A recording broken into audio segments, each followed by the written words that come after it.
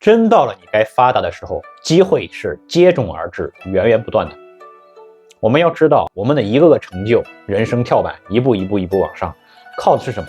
不断的机会、机遇，或者说某些人的怎么样帮助、助力、伯乐，不是说我什么都不靠，就靠我自己，一个脚印。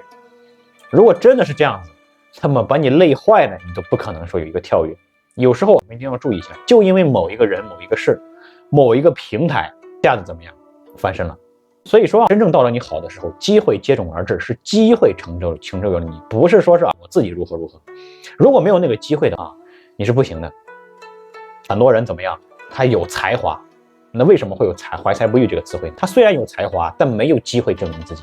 即使说你是这个跟其他人在同一个起点上，但是你缺乏了一点机会，没有证明到你自己没有发出这个耀眼的光芒，别人没有注意到你，也是没有用的，还是会被埋没。